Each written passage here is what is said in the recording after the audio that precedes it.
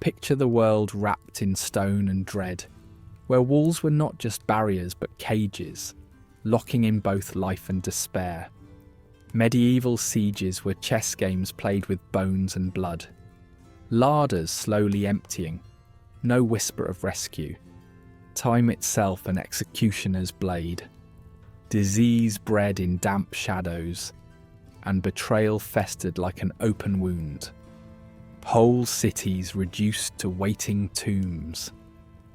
Imagine the scent of burning flesh mingling with the acrid tang of fear, as cunning and cruelty blurred the line between sanity and madness. These are tales of extraordinary sieges, where survival demanded more than courage. It required a touch of lunacy.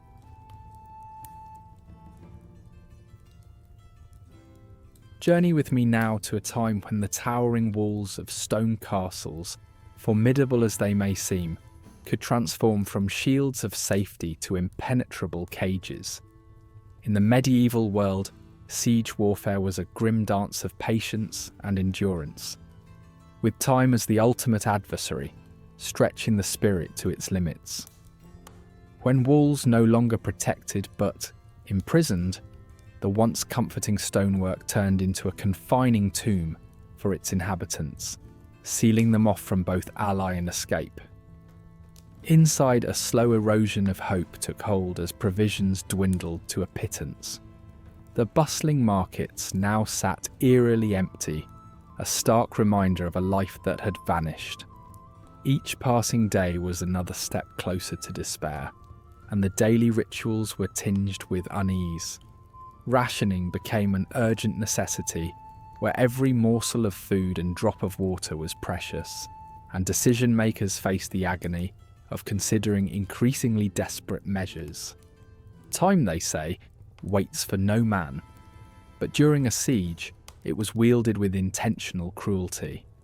It extended its shadow over the besieged, grinding down spirits with every tick of the sundial. What began as a flicker of optimism faded as weeks turned into months, and the promise of relief from allies melted like the morning mist. For the attackers, time was a silent ally, applying pressure without the clang of swords or clash of shields.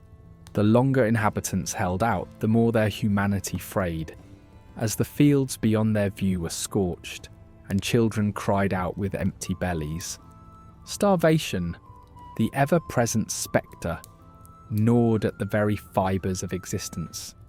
With storerooms bare and spirits hollowed, the most meagre provisions were treasures worth fighting over. The pangs of hunger were not just physical, but also emotional, consuming hope and sowing seeds of resentment among the fortress's denizens. Their once lively eyes grew dim, as faces thinned to mere shadows of their former selves. Horses, which once proudly paraded in armour, now found their fate on dinner plates. Sacred relics were melted down, reduced to objects of barter, in a cruel twist of need over reverence. Yet contrasting with the visible enemy and the gnawing hunger was the invisible peril of disease, thriving in overcrowded quarters. The lack of sanitation turned the confines into petri dishes of pestilence, making adversaries of every cough and fever. The pungency of waste filled the air, while piles of filth accumulated in corners. Community wells, once pulsing with life, became conduits of sickness with every swallow. Medieval medicine, a mixture of superstition and guesswork, often pointed fingers at celestial or moral failings, leaving people to pray for deliverance as priests presided over increasingly frequent funerals. Within this unbearable pressure cooker, betrayal lurked, stealthy and omnipresent. Hunger or fear could turn allies into opportunistic traitors, whispering promises of escape that led only to the enemy's embrace. Trust was fragile, and every glance of suspicion could spark unintended consequences. Spies and informants, weaving their intricate webs of deceit, thrived in the chaos, and sudden knocks at the gate could signal treachery in the making. Those on the outside exploited these weaknesses, using survival's primal instincts as their most effective tool in the siege. The complexity of siege warfare also brought terrifying displays of aggression. As innovation met necessity, engineers crafted fearsome machines designed to shatter walls and spirits alike. The whir of catapults and the whistle of flaming arrows turned once peaceful skies into scenes of violent chaos. While defenders rushed to mend the breaches, sparks ignited homes as if ushering in a fiery apocalypse. The landscape itself seemed to wail under the weight of such calculated destruction, a vivid reminder of humanity's relentless genius for conflict. Yet, after the chaos of combat subsided, the perilous hope for mercy emerged. Capitulation was a hazardous gamble, with surrender offering the scant chance of life over certain death. Mercy was a rare commodity, often a whispered promise rather than reality. Tales of clemency proved as mythical as dragons, with brutal retribution often the norm, and tales of horrors endured became cautionary legends passed down through generations. Thus, the act of surrender became loaded with weighty meaning, an act of complex negotiation where autonomy was traded for the mere chance of survival. Finally, when all that remained were tattered flags lying askew in the dust, a white truce banner might rise, wavering like an uneasy ghost in the breeze. Each careful step towards surrender was imbued with regret, resignation, and perhaps the faint relief that life could persist even in defeat. The scene called for silent acknowledgement of a chapter closing, where the act of yielding was less a gesture of defeat than an endurance of spirit. Even in the confines of stone and threat, a siege's end bore witness to human resilience, weaving stories of courage and tenacity into the rich tapestry of history. Indeed, as siege warfare unfolded, it presented an irony against logic, an exhausting testament to human endurance amidst brutality. Stone walls meant to protect became confining vaults, while those outside and within suffered together in vicious unity. At its heart, a siege was an enigma, a chaotic symphony that demonstrated the human capacity to persist amid darkness. In overcoming such trials, those who survived were not merely victors or vanquished, but enduring legacies of resilience in the face of time's undeniable march.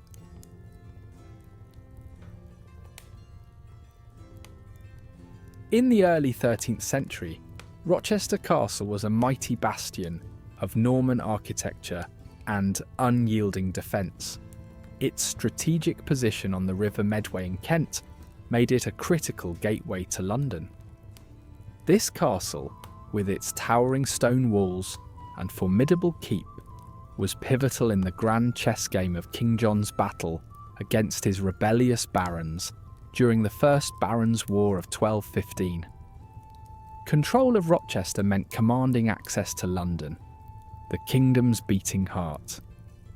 Built with a sturdy resilience, the castle embodied an era's dream of impenetrable security, with its keep standing as both a residence and a last refuge in times of peril. King John, notorious for his heavy-handed rule and lacklustre military exploits, faced a nation on the brink of civil war.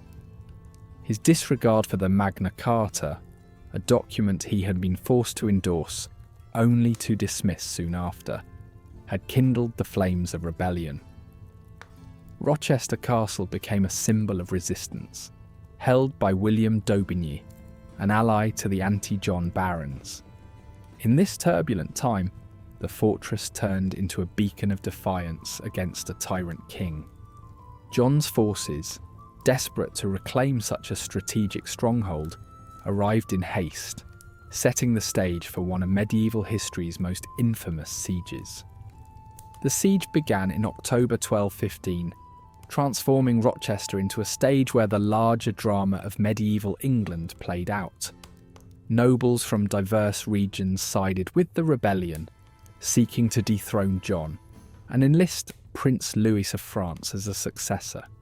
Within this theatre of conflict, King John's determination was both tested and showcased, employing siege tactics ranging from trebuchets hurling stones at the unyielding castle walls to the more desperate measure of underground tunnelling. Beneath the cover of night, John's engineers worked tirelessly, carving tunnels under the stone walls, propped up by wooden beams destined for fiery demise. This was siege warfare at its most ingenious, blending conventional might with the grim innovation that medieval battles demanded. Then came an unorthodox twist in siegecraft: the grim use of pigs. Not for sustenance, but as a catalyst for destruction, these animals played an unexpectedly crucial role. Historical accounts speak of pigs chosen for their fat, an accelerant when fires were ignited beneath the castle walls. This may sound bizarre, yet in the crucible of medieval warfare, where necessity bred innovation, even the most peculiar means were employed to achieve victory. As flames engulfed the wooden beams, tremors shook the mighty stone foundations. The air was thick with the scent of smoke and the stench of burning flesh, a hellish vision realised in King John's pursuit of dominance. Within the castle walls, the siege bore down heavily upon the defenders. Hunger gnawed at their resolve, disease spread within the cramped quarters, and each passing day eroded hope. Rochester's defenders found themselves besieged not only by King John's forces, but by the unending spectre of starvation and illness, grim companions in their stone sanctuary. For these men, the siege was as much a test of mind as of body. Anxiety and despair clung to the air as closely as the chill of impending winter. Every rumble from below felt like a warning of doom, each day without relief a testament to their growing isolation.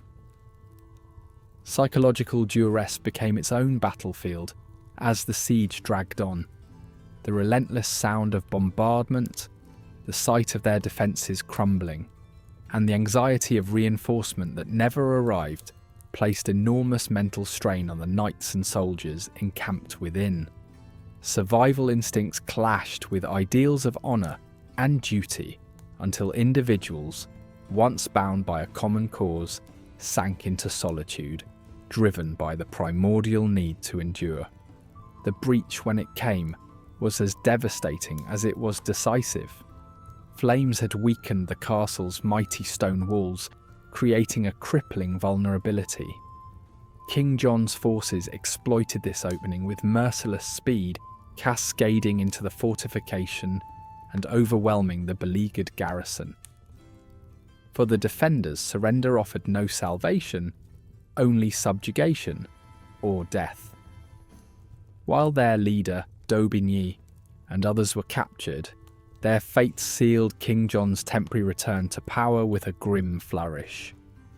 The Siege of Rochester stands in history both as a marvel of tactical ingenuity and a dark chapter of King John's reign. While the peculiar use of pig fat has become folklore, it's a poignant reminder of how thin the line between madness and necessity could be in medieval warfare. Strategically, Rochester's fall allowed John a brief resurgence, though shadowed by the infamy of his harsh methods and unyielding ambition. The siege highlighted the era's cruel realities and the ceaseless pursuit of dominion, in a time when power lay in stone and steel, and survival was a testament to human will in the face of relentless adversity.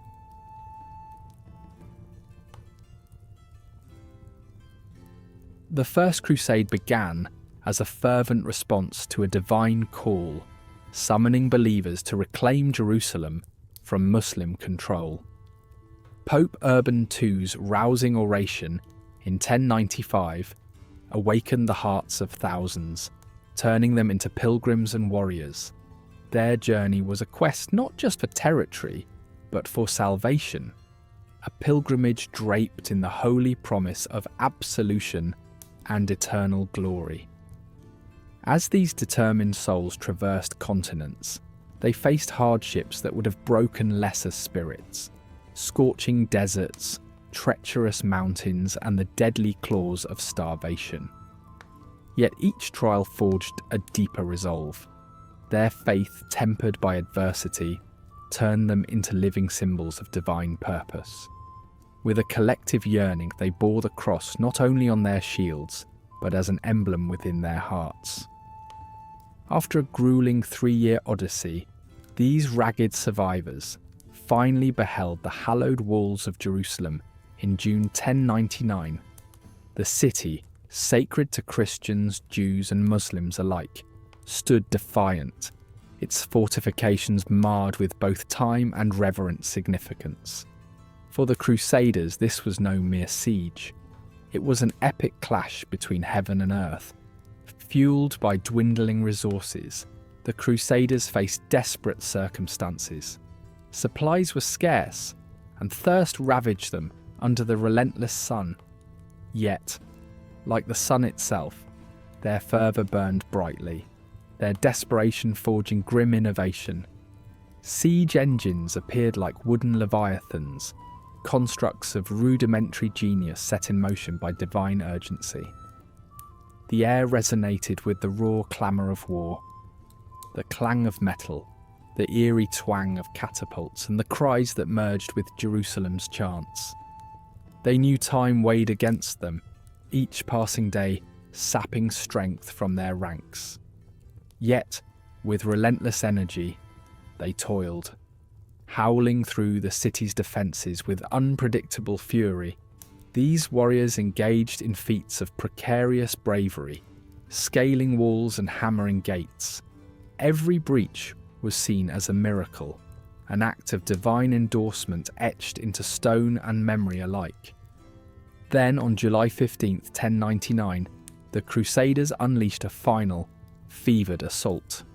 What followed was a maelstrom of chaos and carnage. Jerusalem itself seemed to cry out as her streets ran red. A torrent of slaughter turned the sacred into an echo of human agony. Chroniclers tell of blood ankle deep, each rivulet tracing stories of fervour, mingled with fanatical brutality. Within this tempest, salvation was claimed through relentless death, the zeal to conquer imprinted in every grim stroke of a sword. Inside the shattered walls, a terrible reality came to light as the victors celebrated amidst devastation.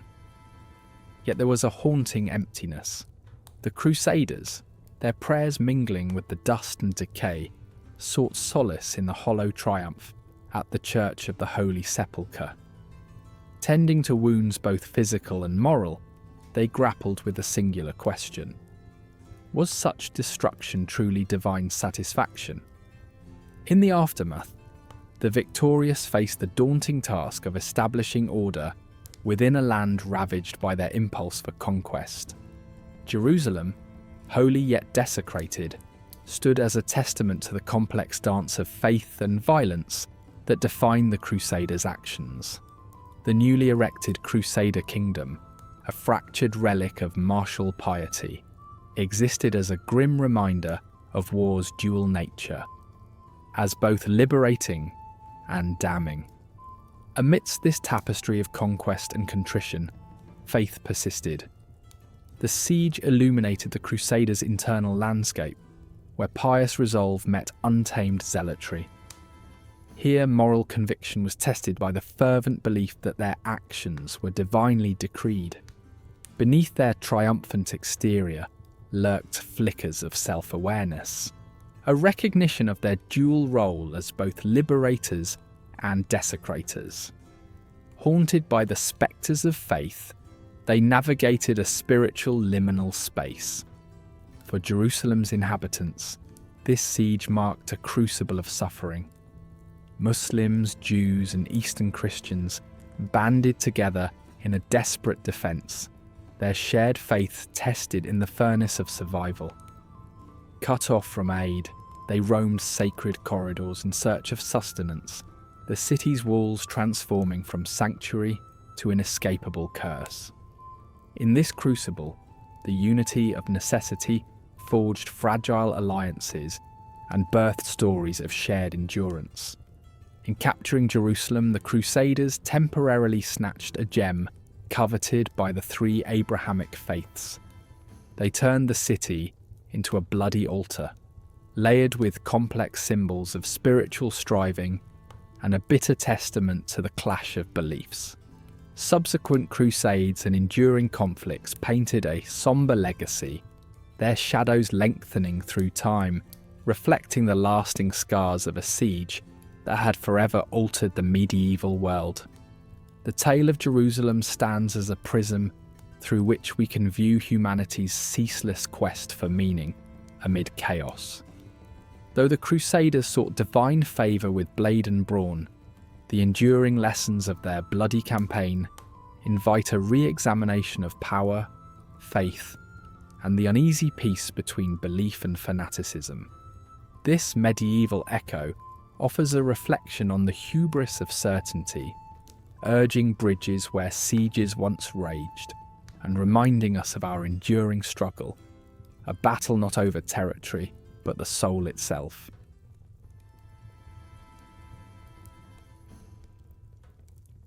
In the fraught mid-13th century, England simmered on a brink, a kingdom quivering under the weight of King Henry III's tumultuous reign. His rule, tainted in many eyes by excesses and favouritism, bred deep dissatisfaction among his barons. Dissension brewed into conflict, sparking the Barons' War. At its heart stood Simon de Montfort, a noble whose charisma united the disgruntled peers. After de Montfort's death at the Battle of Evesham in 1265, his loyalists found refuge in Kenilworth Castle, a stony sentinel in Warwickshire, which stood as their last bastion against a resurgent monarchy. It was a formidable fortress, with its massive walls, complex defences, and the broadest moat in Europe. The castle posed a daunting challenge to any who dared approach it. As spring unfurled in 1266, Prince Edward rallied the royal forces, amassing them around Kenilworth. This wasn't merely a siege by stone and sword, but rather a grinding contest of wills between sovereign power and noble defiance. Inside, the garrison braced for the siege, settling into a pattern of endurance where every day was a battle against dwindling supplies and the drumming impatience of an impending assault. Yet the moat that kept attackers at bay also sowed sickness, the stagnant water a breeding ground for disease. This unseen enemy clawed at the defenders' strength as food supplies shrank and every meal became a tightly rationed ordeal. The royal army, sprawling outside Kenilworth's looming walls, brought with them the grim innovations of medieval warfare. Trebuchets, those colossal slingshots, draped in dread names like God's own catapult, hurled stones that thudded against the walls, and fire that licked the sky orange, threatening the defenders who watched the approach of siege towers inching ever closer. These wooden behemoths, clad in hides and wheels, were a stark reminder that though progress was slow, the enemy was insidiously, inexorably drawing near. Siege warfare was not a quickening storm but a languid, persistent nightmare. Outside was mayhem, inside was monotony, until the spies emerged, with options above ground and through the sky proving rather ineffective. Digging beneath Kenilworth began in earnest. Sapping, that clandestine art of undermining, saw siege engineers digging tunnels to compromise the stone walls from below. This subterranean cat and mouse was fraught with peril, for collapse was a constant spectre. From the dark depths, faint echoes of picks in soil signalled unseen opponents drawing ever closer in a stark, soil-sapped duel. Meanwhile, diplomatic threads fluttered like tattered banners in the indecisive winds. Noble envoys, under flags of truce, traversed treacherous negotiations that spark brief hope, only to be extinguished by mutual distrust. Peace seemed elusive. Pardon as a prelude to surrender was viewed with suspicion, while past slights cast long shadows over any glint of resolution, by ink rather than iron. As the siege dragged from summer's heat to autumn's chill, Kenilworth's defenders faced the stark realities of their plight. The granaries, once overflowing, now sat barren. Sustenance was scavenged from any scrap remaining. Hunger and disease pried at the defenders' resolve like relentless crows, pecking at what remained of their spirit and strength. Malnutrition weakened bodies. Fear of betrayal seeped into idle thoughts. Each coughing fit was a forewarning, every fevered groan a morbid song of impending surrender. December finally saw Kenilworth yield to its fate. The ravaged barricades echoed hollowly as defenders relinquished them, negotiated in surrender by the dictum of Kenilworth. It promised penance and penalties rather than annihilation, acknowledging not the glory of conquest but the brute inevitability of attrition.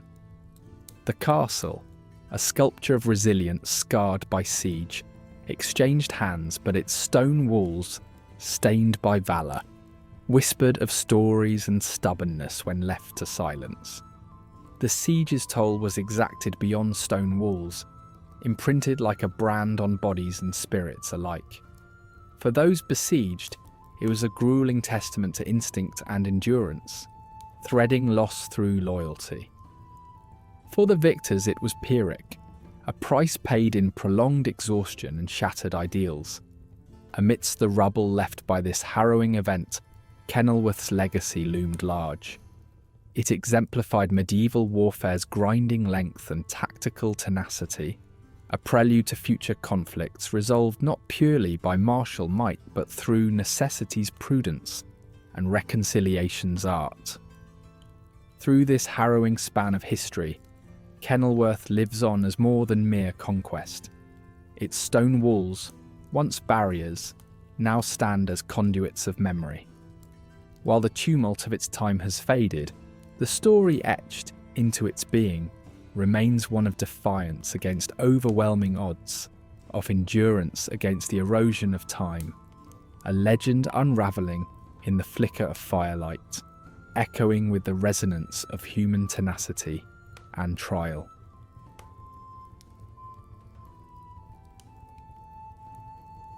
The Albigensian Crusade was more than a military campaign. It was a storm of madness aimed at eradicating the Cathars, seen as heretics by the Church. Béziers became a lightning rod of this fervour, a vibrant city doomed to destruction under the guise of divine purification. Amidst southern France's tapestry of religious defiance, Béziers stood as a city teeming with life, yet overshadowed by the spectre of annihilation. The papal decree roared like a war drum, rallying forces from across Europe to embark on a quest of salvation cloaked in the armour of conquest.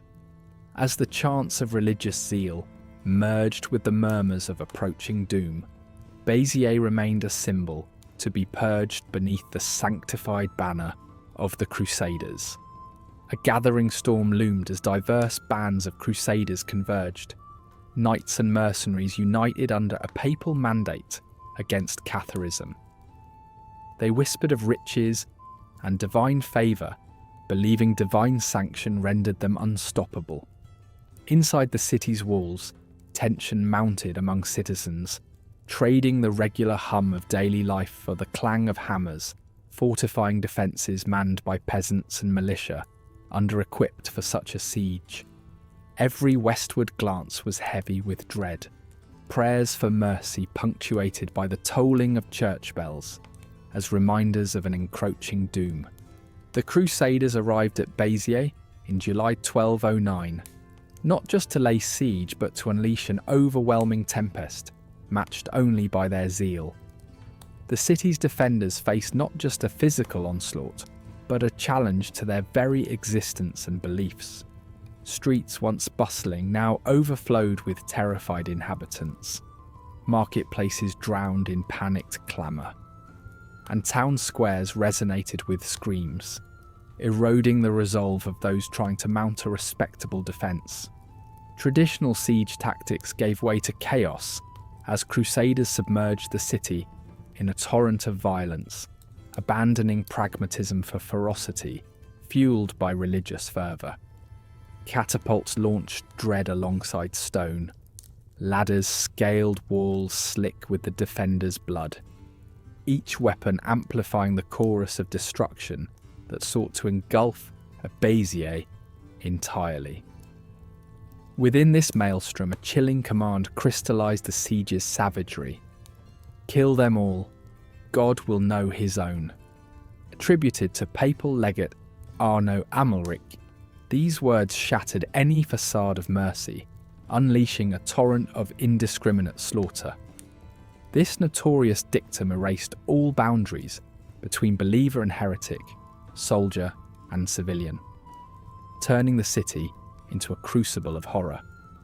Crusaders driven by zeal became executioners, blurring lines of humanity beneath a relentless blade of faith.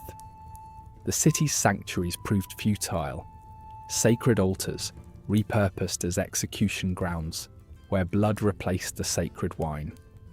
Through Béziers' winding streets, faith transformed into ferocity. Amidst the acrid stench of burning homes and mingling coppery tang of blood, the cries of a besieged people intermingled with battle cries, painting a scene of faith turned deadly. In this tableau, altars became crucibles, the divine twisted into an implement of despair as invaders prioritize annihilation over salvation. Béziers, once a beacon of prosperity and fervent belief, morphed into an inferno, cobblestones awash in rivers of blood, each drop another tale of fanaticism's blurring boundaries. When the brutal echo of steel faded and dawn revealed a city smothered in its ashes, Béziers stood as a grim testament to zealotry's reach. Survivors beheld haunting silence, their city transformed into a symphony of loss. Their tales lingered as whispers beyond time's reach, interwoven with the echoes of lives lived in the shadow of carnage. Béziers' torch-like obliteration illuminated southern France as both cautionary tale and terror. A chilling revelation of faith steered by unchecked martial fervour. Though crusaders claimed victory, theirs was a hollow triumph echoed in haunted glances. Béziers persisted as more than memory, its annihilation warning neighbours of untempered zeal. Here lies Béziers' profound irony. Through destruction, crusaders seemingly fulfilled divine will, yet faith's victory birthed tragic contradictions. This a portrait of medieval triumph marred by monstrous methodology, sanctifying the sword's strike as the sanctified word. This chilling narrative remains entrenched in cultural memory, marking a pivotal juncture where beliefs met martial might. In remembering Béziers, we confront an epoch suspended between dedication and failure. Convictions march against consequences toll. Amidst these ruins, questions loom. Did conquest foster harmony or merely amplify dissonance? Béziers serves as a timeless reminder of faith's reckless pursuits, of righteous fervour twisted by zeal without understanding. Its story endures across centuries, challenging the essence of salvation achieved through ruin. Béziers persists, a haunting reflection of medieval paradox, cautioning against hubris by peering into the shadows of fervent salvation.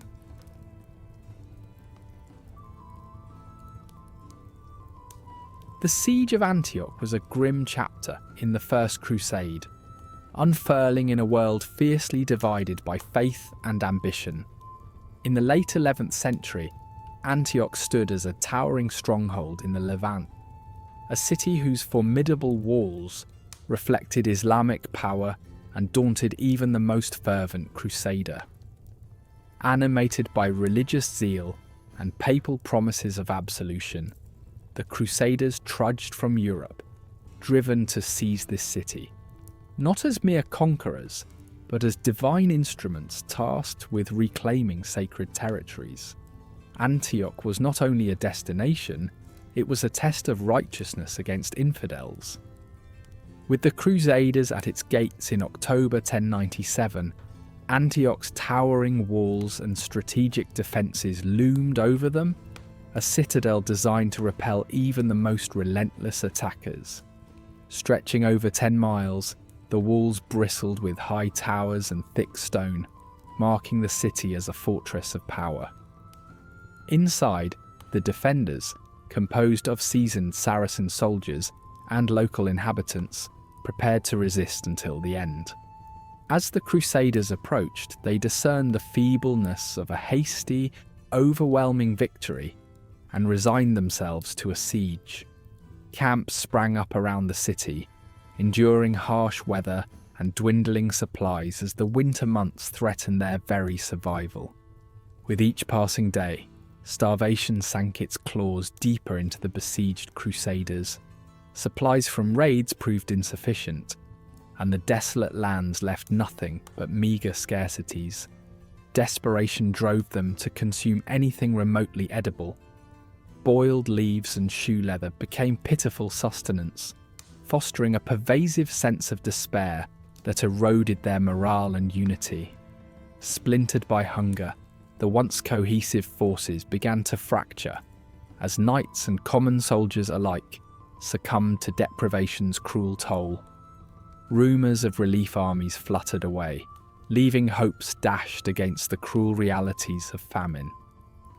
As supplies dwindled to nothing, starvation birthed grim choices that etched a haunting stigma on the siege's memory. In the depths of deprivation, whispers of an unthinkable descent into cannibalism began to stir. The taboo, profound and repulsive, transgressed all remnants of chivalric honour and Christian ethics.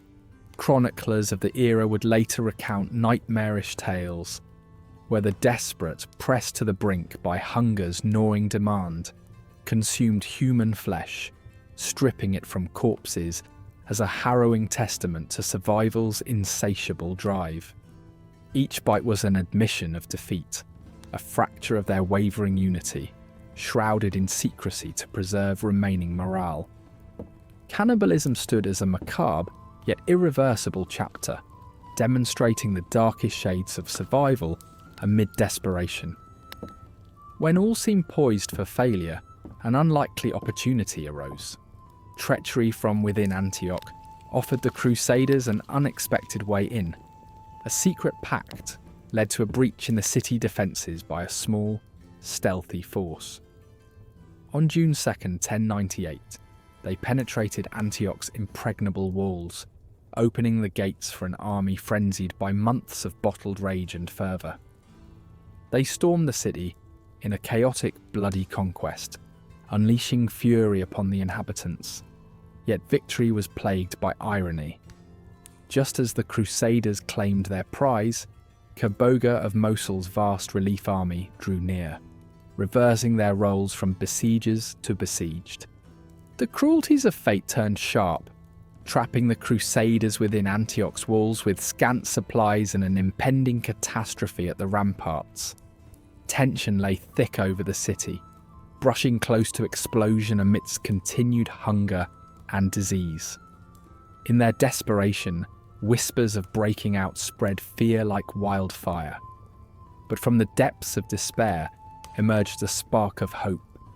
Visions of divine intervention circulated, promising deliverance through a miraculous relic. Enter Peter Bartholomew, a humble priest claiming a vision from St. Andrew, leading to the discovery of a holy relic, the Holy Lance said to have pierced Christ's side. The find revitalised Crusader spirits. becoming a beacon of divine favour when all else seemed empty. Energised by the religious fervour it inspired, the beleaguered warriors prepared for a final stand. On June 28, 1098, they surged from Antioch, facing Kerboga's formidable forces with a defiant courage, powered by their fervent belief. In a daring sortie, they met overwhelming odds not with might alone, but with valour that seemed to ignite the very air around them. Stories spread of celestial riders joining their ranks, mythic symbols of the divine gracing their struggle. Whether driven by divine intervention or empowered by newfound zeal, the Crusaders threw back Kerboga's army, shattering the siege lines and securing Antioch. As victory settled over the weary warriors, reality struck. A Pyrrhic victory had been secured against a landscape ravaged by conflict. Antioch lay scarred, a city emptied of resources, haunted by the ghosts of hardship, endured in the name of faith. Disease and hunger lingered, casting relentless shadows even in triumph. Those left standing bore the marks of survival, etched onto their souls, embodying both the glory and the agony that accompanied the crusade. Thus, the siege of Antioch carved its legacy into the sands of time, a testament to the complexities of human warfare, the ambitions, the horrors, and the convictions that defined an era both savage and sacred. If this strange chapter of medieval life stirred your curiosity, or perhaps your stomach, remember to like the video.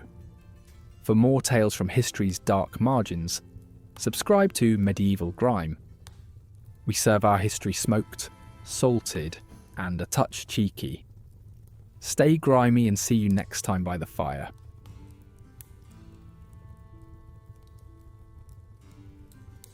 In the year 1147, Lisbon found itself at the heart of an ambitious crusade, where spiritual redemption entwined with earthly desires. As part of the Second Crusade, fighters flocked to the city, driven by tales of reclaiming holy lands. Yet, beneath this facade of religious zeal lay deeper motives. The rulers, including Count Afonso Henriques and the influential Bishop of Porto, rallied a multinational force, not just to liberate Lisbon from Moorish rule, but to seize the treasures said to be hidden within its walls. Cruise ships from northern Europe arrived, filled with warriors ready to fight in this curious marriage of devotion and greed, a divine mission masking an adventure of plunder. Lisbon stood firm along the Tagus River, its striking walls rising like a bastion of resistance. Behind its fortifications, the defenders, a mix of seasoned Muslim Moors and local mercenaries, wielded their knowledge of the land to their advantage. The Christian forces, a motley crew of various nationalities, faced not only physical barriers, but also the daunting expertise of those defending their home. Armed with more than swords, the Moors used sorties and hidden paths to maintain supply lines and communications, stretching the siege into a grueling test of endurance. The siege began in earnest with blockades, as the attackers sought to starve the city into submission. Siege engines groaned and rumbled, launching stones that crashed against the city's staunch defences. Incendiary arrows and primitive gunpowder weapons added an explosive backdrop to the relentless assault. Yet, as days turned to months, frustrations festered in the Crusader ranks. Morale sank under the weight of endless waiting, and failed assaults, and whispered rumours of treachery stirred distrust. Reports of some Crusaders selling information to the besieged defenders circulated, sowing paranoia among the ranks. As the siege stretched on, internal tensions within the crusading forces simmered, threatening to unravel the already fragile alliances. Diverse factions burdened by the longing for home and mounting grievances began expressing doubts about their leaders' decisions. Cohesion became as critical as tearing down the city's defences, as some troops contemplated abandoning the siege entirely. Leaders, aware of the precarious situation, dangled renewed promises of reward to hold the forces together. Finally, after relentless efforts, a breach emerged in the city's defences, a door for the Crusaders' fury and zeal. Smells of sulphur and smoke filled the air as explosions shook Lisbon's stones, signalling the beginning of the end. The city's once beneficial defences now lay vulnerable, as determined Crusaders surged through the breach, their cries filling the air with a blend of desperation and triumph. Chaos reigned as invaders pressed against beleaguered defenders in brutal hand-to-hand combat, a clash not just of metal, but of human wills. The fall of Lisbon ignited a frenzy of looting and destruction, releasing the darkest instincts of the victors. Those promises of spiritual redemption and wealth came to grim fruition as buildings were sacked and homes were pillaged. Indiscriminate violence blurred any lines of righteousness, with fires breaking out amidst the chaos. Lisbon, once a proud city, now roiled under clouds of smoke and despair. For the inhabitants, this was more than conquest. It was a descent into lawlessness and terror. But victory came at a heavy price. The tally of loss wasn't confined to battlefields. Civilians also bore the brunt of the aftermath, in Lisbon's streets now echoing with suffering and ruin. The triumphant cry of conquest became muted by the grim costs, as the Crusaders' victory stood overshadowed by moral failure. Their chaotic spree of vengeance exposed the fatal duality of human ambition, where lofty goals succumb to plundering instincts. As leaders and chroniclers endeavoured to frame the conquest as a divine triumph, their narratives glossed over the grim realities. They proclaimed the violent capture necessary, cloaking the bloody aftermath with tales of destiny and the will of higher powers. It was a desperate attempt to reconcile faith with the dark complexities of human actions, and these narratives became tools not only to justify, but also to obscure the harsh truths of conquest. In the aftermath, Lisbon faced the arduous task of rebuilding. From its ashes, the city began to reshape its identity, confronting scars left by siege. Reconstruction was not just a physical endeavour, but an effort to reconcile its past with a future under new rulers. As Christian leadership invested in transforming the landscape into a reflection of their aspirations, a new Lisbon slowly emerged, a testament of resilience amidst upheaval. The Siege of Lisbon stands as a historical parable, a reminder of war's duality, where ideals are tangled with the stark realities of survival. This tale, imbued with nobility and brutality, leaves contemporary audiences to ponder the enduring complexities of conflict. The lessons etched in Lisbon's stones speak to the resilience of civilization, echoing through time as a testament to mankind's simultaneous capacity for faith and folly.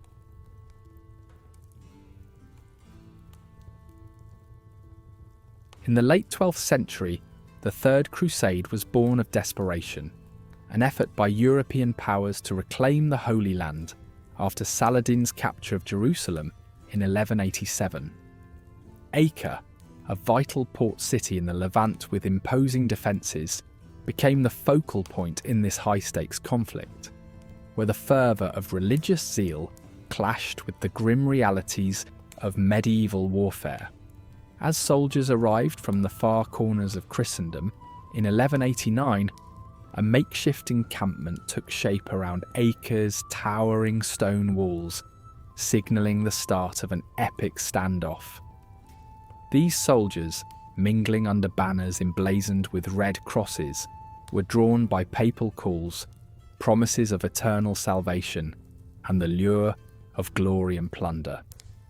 Their anticipation was palpable but mixed with dread as they faced the mighty defences of Saladin's forces. A tapestry of noble leaders, King Richard the Lionheart of England and King Philip II of France among them, intermingled ego and ambition with their sense of divine mission, setting the stage for a siege unlike any other. The early forays into Acre were met with fierce resistance, as defenders on the walls let fly a hail of arrows and mounted knights launched sorties that tested the mettle of the besiegers. The Crusaders quickly realised this wasn't merely a battle of military might, it was a dire test of endurance. Resourcefulness became a lifeline as they built siege engines and fortifications to breach Acre's walls, even as supplies dwindled and disease relentlessly thinned their ranks. This protracted struggle was no longer just about victory but survival, a grueling clash between starvation, pestilence, and the sharpened blade. Inside the besieged city and outside its towering walls, life devolved into a nightmare. Desperation and scarcity led to grim scavenging missions, while malnutrition and sickness weakened bodies and spirits. Acrid smoke from funeral pyres became a constant presence, signalling the relentless spread of death and decay. Yet, even in such bleak conditions, stories of resilience emerged, painting a stark contrast to the desperation. The indomitable human spirit burning against a hellish backdrop. Saladin, a formidable tactician, understood that turning Acre into an insurmountable fortress was crucial to exhausting his foes. By launching counter-sieges and disrupting Crusader supply lines, he cunningly turned the siege into a battle of attrition. His strategy exploited the rivalries and ambitions within the Crusader ranks, heightening tensions among their leaders. Still, determined to press on, the Crusaders rallied around their shared cause, their resolve amplified by religious conviction. This chess game between adversaries dragged on for months and then years, a relentless struggle underscored by fleeting victories and harsh realities. The arrival of fresh forces in 1191 marked a pivotal moment for the Christian armies. King Richard the Lionheart and King Philip II of France brought renewed energy and leadership, breathing life into exhausted troops. Richard's storied reputation for boldness and strategy galvanised his forces, driving daring operations deep into enemy territory. This infusion of vigour shifted the momentum, and with newfound resolve and fresh supplies, the besiegers surged forward, echoing their rallying cries across the blood-stained landscape. As the siege wore on, both sides sensed that the balance was tilting. Saladin and his soldiers faced diminishing resources and morale, while the Crusaders, bolstered by new arrivals, intensified their assaults with fresh tenacity. The once impregnable defences of Acre began to falter under the relentless pressure, signalling the prospect of an imminent breakthrough. Nearly 2 years after the siege had begun, in July 1191, Acre fell to the Crusaders. Their forces poured through breached walls, overwhelming defenders in chaotic scenes filled with cries of victory and rampant plundering. Yet, what should have been a moment of triumph was marred by the staggering costs paid along the way. Disease, exhaustion, and an immense loss of life had left the victorious army in a precarious state. The city, captured and scarred by relentless conflict, symbolised a conquest that had almost undone both attacker and defender. The repercussions of Acre's fall extended far beyond its battered walls, anchoring the Crusader presence in the Holy Land. However, the toll was profound, and its echoes reverberated through homesick letters, chroniclers' tales, and the whispered memories of survivors. Acre became emblematic of the brutal price of war, layered with dual narratives of heroism and despair, a testament to the intertwined fabric of honour, faith, and power with the human cost of endless suffering. The siege left a lasting impression that framed medieval consciousness, standing as a sombre symbol of both aspiration and folly inherent in war. Legends of remarkable figures such as Richard the Lionheart emerged from the siege, his charisma and tactical acumen casting him as a larger-than-life character whose deeds both inspired and appalled. Unsung heroes also surfaced, ordinary men and women displaying extraordinary bravery and innovation, leaving their mark on the broader tapestry of this enigmatic era. As time marched on, the lessons of Acre, its courage, its sacrifice, and its relentless struggle, became woven into the annals of history. This tale of high stakes and shared humanity resonated through generations, serving as a reminder of the timeless and complex nature of conflict.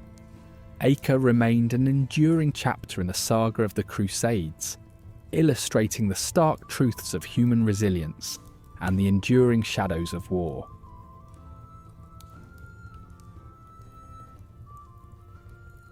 The Siege of Orleans was more than just the fight for a city. It was a turning point during the 100 Years' War, a turbulent saga that spanned from 1337 to 1453 between England and France over rightful rule. By the late 1420s, the English dominated much of northern France, and capturing Orleans became crucial.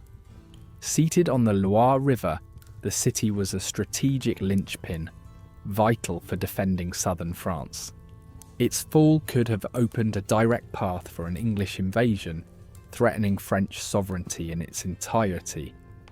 Orleans was not just bricks and mortar, it was a symbol of French national pride and cultural identity.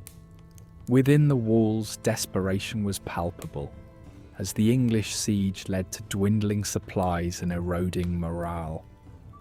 The air was tense, saturated with the sense of doom, yet whispers of hope lingered as prophecies spoke of a maiden destined to save France. Enter Joan of Arc, a peasant girl whose life took an extraordinary turn after she claimed to hear divine voices urging her to lead France to victory. Hailing from Domremy at 13, Joan began experiencing visions, which she interpreted as a call from saints, a divine mission to liberate France and crown Charles VII as king. Her simplicity was her strength. It translated complex political aspirations into a clear, resonant demand.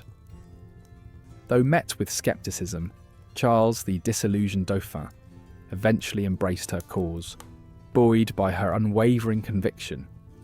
Armour-clad and radiating determination, Joan's presence stirred something profound, her arrival electrifying a beleaguered nation.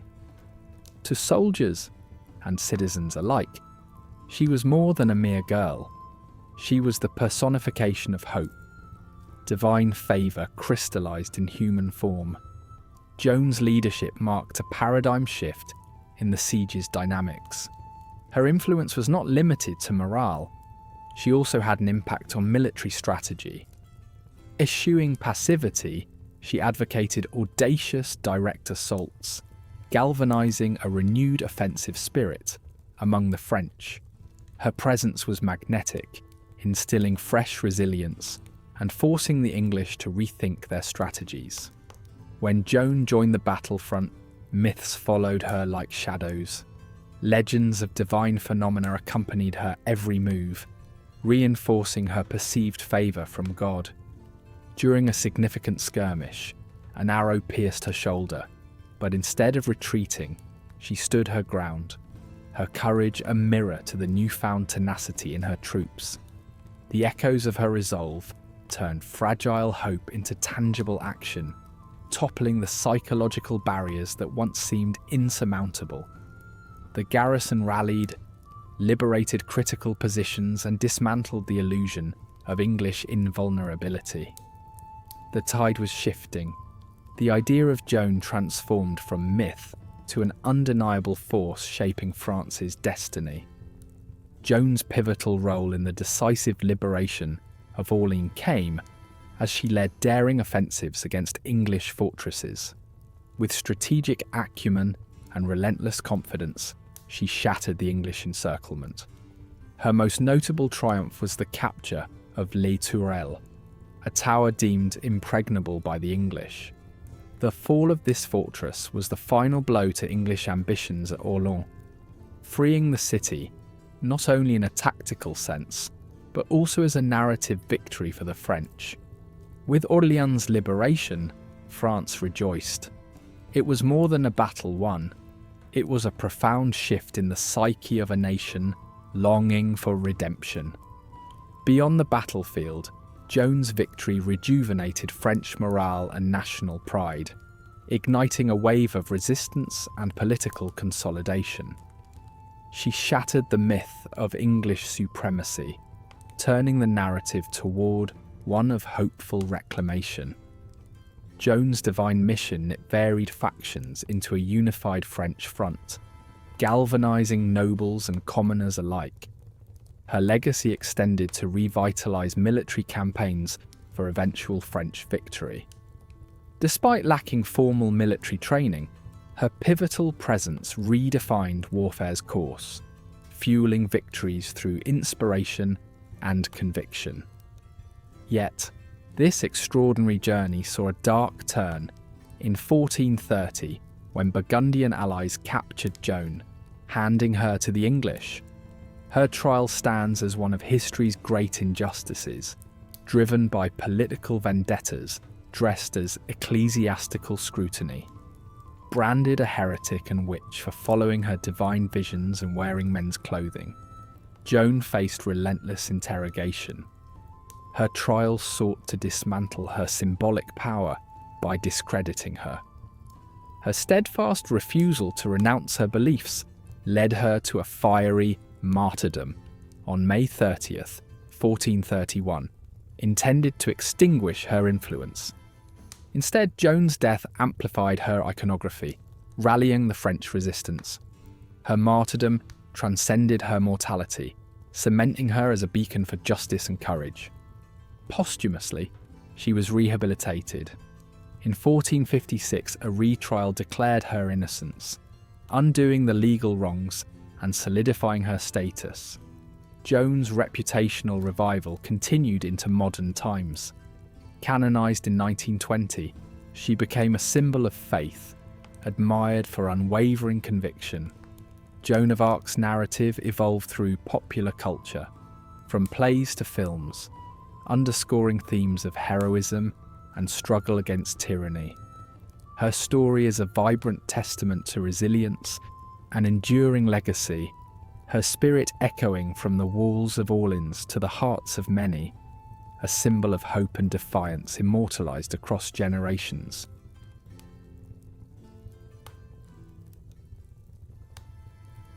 In the eerie calm before a medieval siege, townsfolk ensconced behind towering stone walls understood that their most formidable weapon was not of steel, but of sheer mental resilience. The fortifications that once symbolised safety now became cages, slowly transforming their city into a pressure cooker of stress and paranoia. Even before the enemy's arrows flew, psychological warfare began. Each lingering day infused suspicion into the hearts of men, women and children, turning neighbour against neighbour in the struggle for survival. Trust was a rare currency, as fear whispered of potential betrayal. Perhaps a guard asleep at his post, a spy within their circle, or a pact with the enemy made in the dark of night. The siege's mental toll often outweighed its physical counterpart, as those besieged grappled with the doubt spawned by isolation and the anticipation of attack. Surrounded by hostile forces, the oppressive sense of doom loomed like a spectre over their walled city. With time as an enemy, their resolve wore thin under the strain of interminable waits. Anxiety festered, a continual cycle until every creak of the walls and distant clang of metal sent shivers down spines. Survival morphed into a battle of mental endurance, where even the sane felt the seductive pull of madness created by relentless uncertainty and despair. Leadership during a siege could mean the difference between endurance and collapse. City leaders carried immense burdens, acting as torchbearers of hope in seemingly hopeless times, often resorting to unorthodox methods to bolster public morale. Managing scant resources, they strategically doled out food and delivered speeches intended to rekindle resistance's flame in weary hearts. Preserving the people's collective mindset proved as crucial as the city's military defences. Maintaining calm was a potent tool, yet under siege, leadership often veered into authoritarian realms. Desperate measures taken under duress, such as public executions of suspected traitors or severe punishments for insubordination, painted a grim picture of communal life. Leaders had to balance enforcing discipline with avoiding chaos, blurring the line between sagacious commander and tyrant as they sought to prevent panic and preserve order. As days stretched into weeks and weeks into months, starvation emerged as a second dire enemy. Food reserves dwindled, and the chilling reality of hunger gnawed at both spirit and body. Rats became precious sustenance, and even boots were boiled for semblances of nourishment. Hunger sowed madness, distorting decision-making and prompting desperate acts. Once civil townsfolk faced the horrifying task of deciding who would eat and who would starve, a burden tearing families and friendships apart. Starvation didn't merely leave bodies frail, it corroded minds, warped judgments, and tested moral boundaries to their limit. Acts unthinkable in peacetime became grim necessities. The bitter stench of malnutrition hung heavily, clouding thoughts and fostering hostility.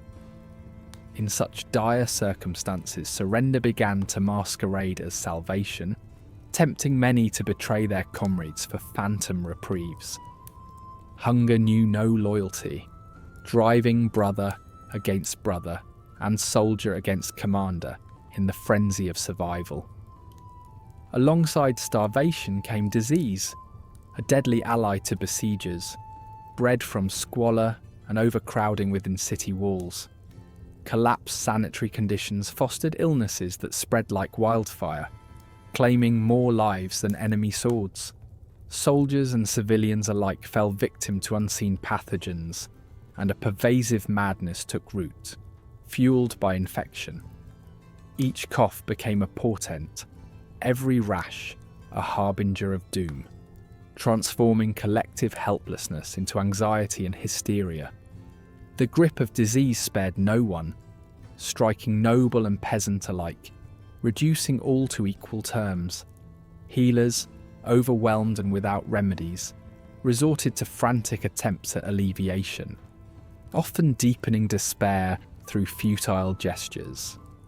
Enclosed in the wheel of disease, death and delusion, the besieged shared a singular madness, transcending social hierarchies as they awaited their fate in their living tomb. In times where omens guided decisions, superstition offered refuge for the besieged. Siege suffering catalyzed desperate grasps for meaning, turning people into fervent believers in divine intervention or celestial reprieve. Omens were scrutinized, prophecies echoed through alleyways, and priests wielded newfound power, casting spells or delivering benedictions to bolster morale. Yet, these superstitions could also lead to division. Zealotry clashed with skepticism. Old societal rifts reopened amidst fervent debate, and questions as to whether their plight was divine test or retribution for sins exacerbated tensions. It was a madness of survival, a grasping at the intangibles of faith to maintain hope. As siege dragged on, suspicion loomed large. With each passing day, suspicion cut deeper into the bonds once holding the community together. Rumours whispered of treachery, secret negotiations with foes, and unity dissolved into futility. Acts of treasons, real or perceived, invited severe repercussions. Public trials and executions of supposed spies became a twisted spectacle, part warning and part catharsis for a populace nearing collapse. Leaders needed finesse to navigate this paranoia. Trust dwindled, its shadow bristled with threat, a madness inherent in survival. Behind their backdrop, the sheer stubborn willpower of the besieged stood as a fortress beyond any stone. Their spirit to endure at all odds was a rebellion against cruel fate. Their inner fires of courage transformed madness into an ally. As each obstacle sullied their path, uncanny resilience bubbled forth. Even when reduced to mere hallucinations of salvation, the indomitable human spirit, resilient and haunting, became a tribute to those who traversed the precipice of sanity, surviving to tell tales of madness wielded as an ally in survival's harrowing song.